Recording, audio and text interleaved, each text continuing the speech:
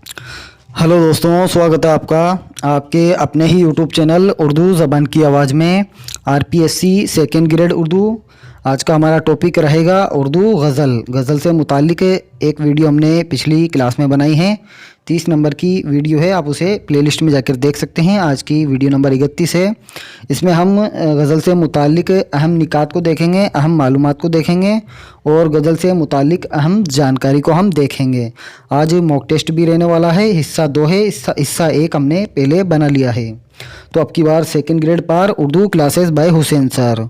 तो साथियों, अगर आप चैनल पर नए हैं तो चैनल को लाइक कमेंट शेयर ज़रूर करें और चैनल को सब्सक्राइब करें और बेल आइकन को प्रेस करें, जिससे आपको नोटिफिकेशन मिलता रहे।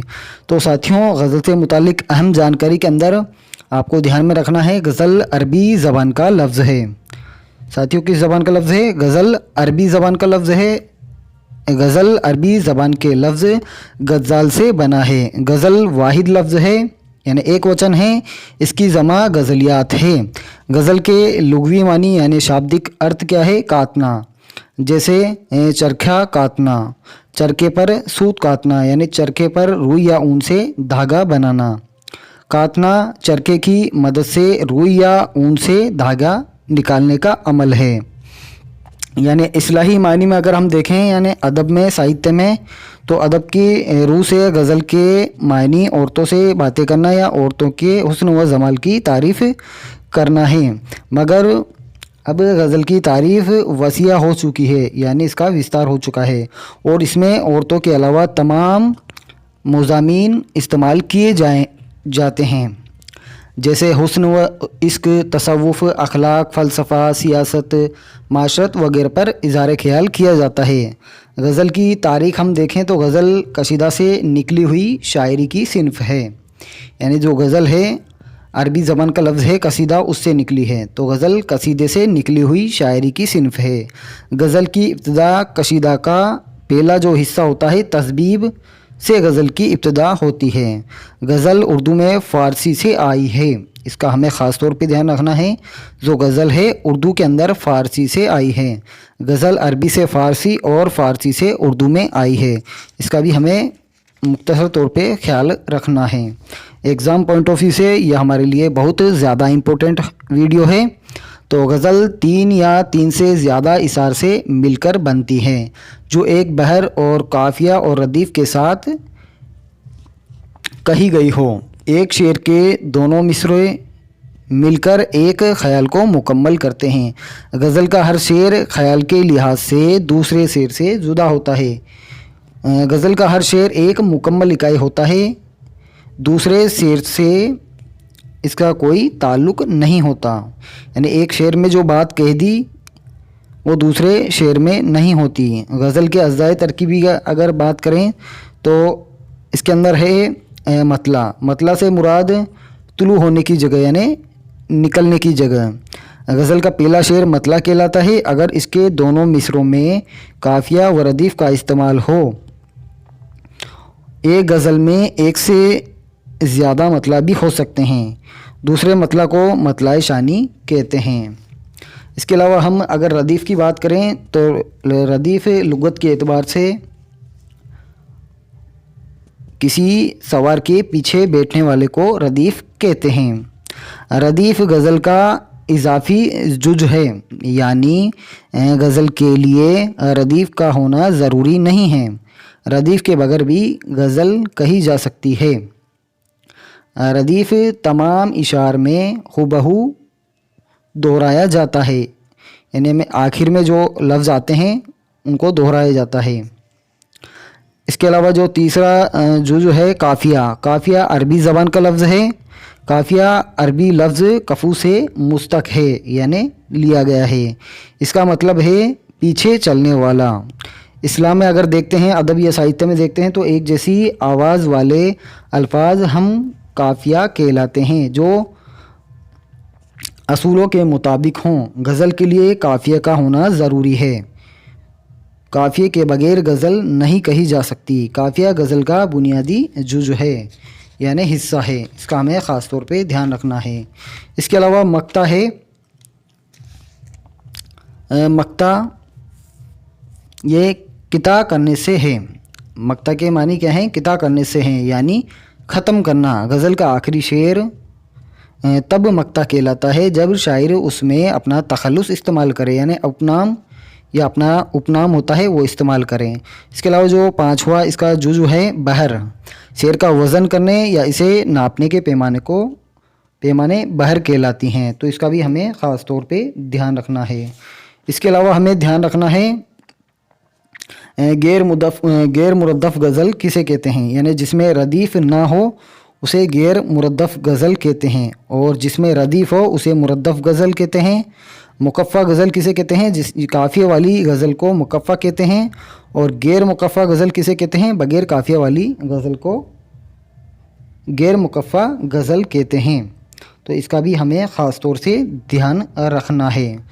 तो साथियों, अब हम देखते हैं इसकी नोट्स को, हम देखते हैं गज़ल के बारे में। तो गज़ल की बुनियाद अरबी ज़बान है, ये अरब में पैदा हुई, यहाँ से ईरान पहुँची और उर्दू में गज़ल फ़ारसी अदब के ज़ेर असर परवान चढ़ी, यानी जो गज़ल है फ़ारसी अदब से उर्दू में आई है। इसका हमें ख़ास तौर पे ध्यान रखना है। गज़ल के लग़वी मानी औरतों से बातें करने या औरतों की बातें करने के हैं, लेकिन अब इसका दामन वसीया हो चुका है, यानी इसका विस्तार हो चुका है। अब इसमें हर किस्म के ख़याल बयान किए जाने लगे हैं। रशीद अहमद सिद्दीकी ने गज़ल को उर्दू शायरी की आबरू कहा है। हैयत के एतबार से, हैयत या बनावट, स्ट्रक्चर, ढांचा या शक्ल के एतबार से गज़ल के अज्जाए तरकीबी दर्ज झेल हैं। इसमें मतला होता है, रदीफ़ होता है, काफ़िया होता है, बहर होता है और मक्ता होता है। तो इसका भी हमें ख़ास तौर पे ध्यान रखना है। गज़ल का पहला शेर मतला कहलाता है, जिसके दोनों मिसरे हम रदीफ़ और हम काफ़िया होते हैं। गज़ल का दूसरा शेर भी मतला हो तो उसको हुस्न मतला या मतला सानी कहते हैं। रदीफ़ मतला के दोनों मिसरों के आखिर में और बाकिया इशार के दूसरे मिसरे के आखिर, साथियों इसमें आखिर आएगा, आखिर में आने वाले एक जैसे अल्फाज या हरकत को रदीफ़ कहते हैं। रदीफ़ से पहले आने वाले हम वज़न अल्फाज काफ़िया कहलाते हैं। इसका भी हमें ध्यान रखना है। गज़ल को नापने और वज़न करने के पैमाने बहरें कहलाती हैं, इसका भी हमें ध्यान रखना है। जिस रदीफ़ में काफ़िया और बहर में गज़लें लिखी जाती हैं उसे गज़ल की ज़मीन कहते हैं। गज़ल का आखिरी शेर मक्ता कहलाता है, जिसमें शायर अपना तखल्लुस पेश करता है, यानी उपनाम पेश करता है। जैसे मिर्ज़ा असदुल्ला खां गालिब है तो उन्होंने गालिब भी उनका तखल्लुस था और असद भी था, इस तरह हम ध्यान में रख सकते हैं। गज़ल का सबसे उम्दा जो शेर होता है जिसे साहिबेत या बेतुल गज़ल कहते हैं। गज़ल के सबसे बड़ी खूबी यह है कि इसका हर शेर मानी के लिहाज से मुकम्मल होता है और जुदागाना हैसियत रखता है, यानी एक शेर में जो बात कह दी वो दूसरे शेर में नहीं होती है, उसमें एक अलग बात होती है। एक मुकम्मल गज़ल में कम अज़ कम 5 इशार हो सकते हैं, ज़्यादा की कोई पाबंदी नहीं है। कई इसमें भी इख्तलाफ हैं, कईयों ने 15 मानी हैं, कईयों ने 21 मानी हैं, तो हमें 15 ही मानना है। गज़ल के जो इशार की जो ज़्यादा तादाद है 15 हो सकती है, कम से कम 5 है। मीर और सौदा को उर्दू शायरी का सुनहरा दौर कहलाता है, तो इसका हमें ख़ास तौर पे ध्यान रखना है। मीर और सौदा है उनको उर्दू गज़ल की शायरी का सुनहरा दौर कहलाता है। मीर को खुदाए सुकन, शहंशाह गज़ल और कनूतियत का इमाम कहा जाता है। मोहम्मद हुसैन आज़ाद ने वली को गज़ल का बाबा आदम कहा है, ये भी इम्पोर्टेंट पॉइंट है। इसके अलावा जो पॉइंट है, इमामुल मुतगज़लीन हसरत मोहानी को कहा जाता है और शहंशाह तागज़ल मोमिन को कहा जाता है। गालिब, ज़ौक़ और मोमिन का दौर जदीद उर्दू शायरी का सुनहरा दौर कहलाता है। 19वीं सदी को गज़ल का इनकलाबी दौर कहा जाता है, इसका भी हमें ध्यान रखना है। गज़ल की इब्तदाई नकोस यानी इब्तदाई जो नमूने मिलते हैं हज़रत अमीर खुसरो के कलाम में मिलते हैं, इनको हिंद का तोती कहा जाता है। तो आपसे पूछा जाए हिंद का तोती किसे कहा जाता है, तो अमीर खुसरो को कहा जाता है। इसके अलावा है गज़ल के ताल्लुक़ से अहम मालूमात हमें ध्यान में रखना है। दो गज़ल किसे कहते हैं? कभी कभी एक ही बहर और रदीफ़ व काफ़िया में शायर एक से ज़्यादा गज़ल कह देता है तो उसे दो गज़ल कहते हैं। मतला गज़ल का पहला शेर जिसके दोनों मिसरे हम काफ़िया व हम रदीफ़ होते हैं। हुस्न मतला के बाद आने वाले दूसरे मतला को हुस्न मतला कहते हैं। हुस्न मतला को ज़ेब मतला भी कहा जाता है। ये भी इम्पोर्टेंट पॉइंट है। मतला शानी गज़ल में एक से ज़्यादा मतला भी हो सकते हैं। इन्हें मतला सानी यानी दूसरा मतला और मतला सालिस यानी तीसरा मतला कहा जाता है। मक्ता किसे कहते हैं? गज़ल का आखिरी शेर में शायर अपना तखल्लुस पेश करता है यानी उपनाम पेश करता है जिसे मक्ता कहते हैं। बेतुल गज़ल का सबसे अच्छा शेर बेतुल गज़ल या शाह बेत कहलाता है।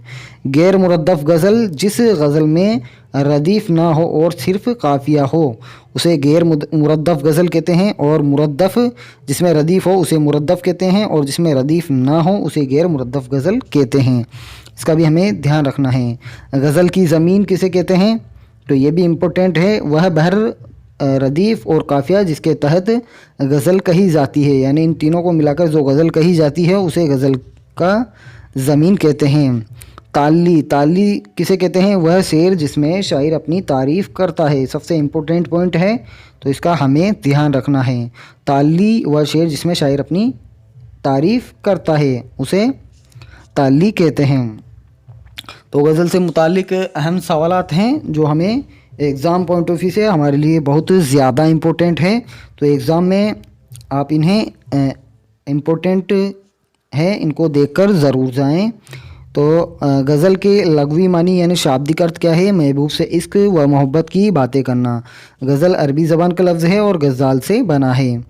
इस्लाही शायरी में यानी अदब या साहित्य में ऐसी नज़म को क्या कहते हैं जिसमें हुस्न व इश्क, तसव्वुफ़, अखलाक, फ़लसफ़ा, सियासत, माशरत वगैरह पर इज़हार ख्याल किया जाए तो क्या कहते हैं? उसे गज़ल कहते हैं। क्वेश्चन नंबर 3 है गज़ल का ख़ास मौजू क्या होता है? मौजू यानी विषय क्या होता है? तो हुस्न व इश्क।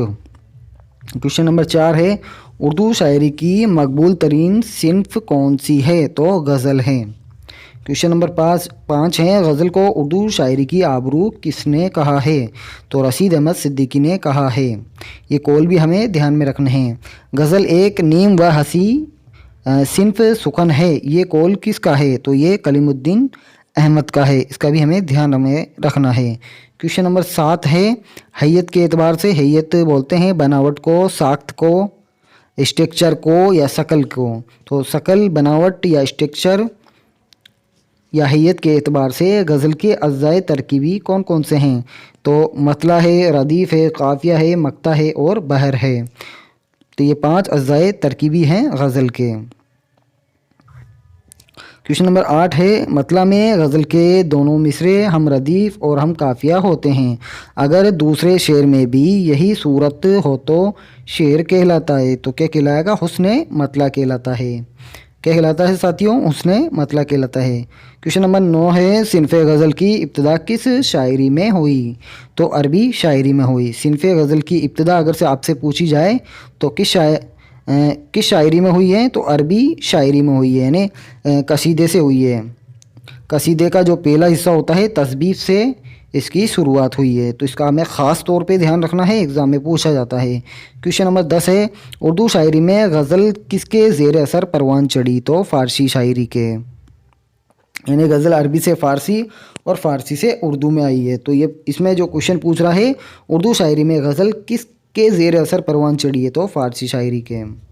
उर्दू में गज़ल गोई का बाकायदा आगाज़ किस शायर से होता है? तो वली दक्कनी से होता है। इसका भी हमें ध्यान में रखना है। वली दक्कनी को किस लक़ब से याद किया जाता है? ये भी इम्पोर्टेंट पॉइंट है। तो उर्दू शायरी का बाबा आदम से, बाबा आदम इनको कहा जाता है। मीर और सौदा का ज़माना गज़ल की तारीख़ में किस नाम से याद किया जाता है? तो सुनहरे दौर के नाम से याद किया जाता है। क्वेश्चन नंबर 14 है उर्दू गज़ल का इनकलाबी दौर कौन सा है? 19वीं सदी का आगाज़ यानी शुरुआत उर्दू गज़ल का इनकलाबी दौर है। क्वेश्चन नंबर 15 है गज़ल को मेराज किस शायर ने अता करके ज़िंदा जाविद बना दिया? तो मिर्ज़ा गालिब ने। इम्पोर्टेंट पॉइंट है ये भी। क्वेश्चन नंबर 16 है, दबस्तान लखनऊ के दो नुमाइंदा गज़ल गो शोरा कौन हैं? तो आतिश और नासिक। ये इन दोनों के तखल्लुस भी हैं, ख्वाजा हैदर अली आतिश और नासिक। क्वेश्चन नंबर 17 है, दक्कन का पहला साहिब दीवान शायर कौन है जिनके यहाँ गज़लें भी मौजूद हैं? तो कुली कुतुब शाह। तो ये दक्कन का पहला साहिब दीवान शायर है। क्वेश्चन नंबर 18 है, तरक्की पसंद गज़ल गो शोरा में कौन कौन से नाम अहम हैं? तो इसमें फैज़ अहमद फैज़ है, जज़बी है यानी मोइन हुसैन जज़बी, मजरू सुल्तानपुरी है, नासिर काज़मी है, शायर लुधियानवी वगैरह हैं। अगला क्वेश्चन है, दौर जदीद यानी नए दौर के कोई दो गज़ल गो शोरा के नाम लिखें? तो बशीर बदर और मखमूर सैदी। ये भी हमें ध्यान में रखना है, नए दौर के शायर हैं। क्वेश्चन नंबर 20 है, 20वीं सदी में गज़ल के नुमाइंदा शोरा के नाम लिखें? तो 20वीं सदी में है हसरत मोहानी है, जिगर है और फिराक गोरखपुरी हैं। क्वेश्चन नंबर 21 है, ये शेर किसका है? ये शेर किसका है? चमकती है कई सदियों में आंसुओं से ज़मी, गज़ल के शेर कहाँ रोज़ रोज़ होते हैं? तो ये शेर किसका है? तो ये शेर है बशीर बदर का, और बदर इनका तखल्लुस है। तो साथियों, ये थी आज की वीडियो। आपको कैसी लगी? साथियों, अगर आपने पेड कोर्स नहीं लिया है तो आज ही पेड कोर्स लें, नाम मात्र की फ़ीस पर है। ये कोर्स आपको 31 दिसंबर तक आपको लेते हैं तो आपको बेनिफिट रहेगा। 1 जनवरी से इसकी फ़ीस बढ़ा दी जाएगी, तो आपके लिए अच्छा मौका है, आपके पास सुनहरा अवसर है अपना तैयारी करने का, अपनी मजबूती बनाने का। तो साथियों, आज ही पेड कोर्स लें, नाम मात्र की फ़ीस पर है, जिसमें आपको ई नोट्स के साथ ऑनलाइनर क्वेश्चन दिए जाएंगे और हाथ से लिखे हुए नोट्स के साथ ऑब्जेक्टिव क्वेश्चन दिए जाएंगे टॉपिक वाइज। और इसके अलावा आपको 1500 से ज़्यादा MCQ बैच रहने वाला है क्वेश्चनों का, और बोर्ड के क्वेश्चन कराए जाएंगे। तो साथियों, इतनी बढ़िया फैसिलिटी है, आप इस कोर्स को लें, नाम मात्र की फ़ीस पर है। कई बच्चों का कमेंट था कि सर आप ऑनलाइन कोर्सेस देते हो, तो आपको ऑनलाइन कोर्सेस दिया जा रहा है, नाम मात्र की फ़ीस पर है, तो आप इसे लें। कई बच्चों का था कि सर आप इसको पूरा बताया करो। तो साथियों, फुल डिटेल के अंदर वीडियो हैं, ऑडियो लेक्चर हैं। आप पेड कोर्स लेते हैं नाम मात्र की फ़ीस पर, तो आपको सभी चीज़ें क्लियर होंगी। तो साथियों, मिलते हैं अगली वीडियो में, तब तक के लिए बाय, बहुत बहुत शुक्रिया।